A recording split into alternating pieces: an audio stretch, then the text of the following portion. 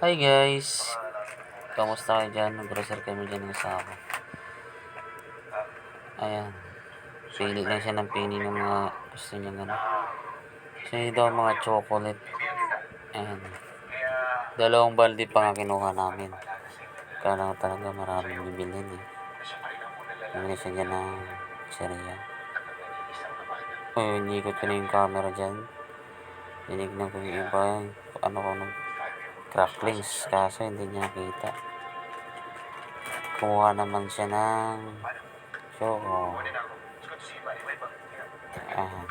Pili ka namin ng pili. Ayan guys. May isang bahan dyan sa amin. Ay kuya, picture. Ay hindi po kami vlogger dyan ma'am.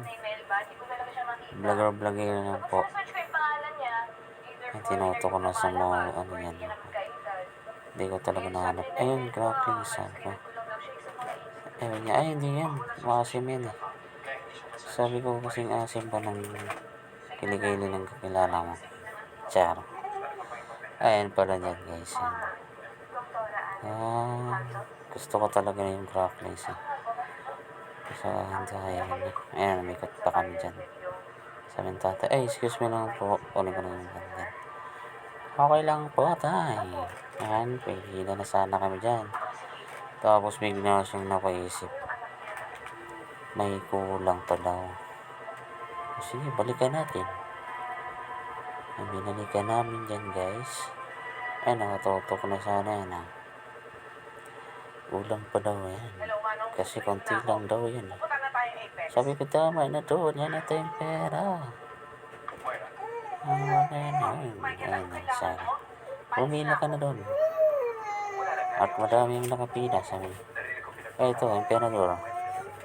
Sabi ko wag yan. Hindi yan yun. Kasi nagbabago na ako. Nagbabago na tayo guys. Hindi na tayo uminom ng alak pag wala dyan. Sa. Ay sabi nun. Ay hindi ma'am. Ako nauna.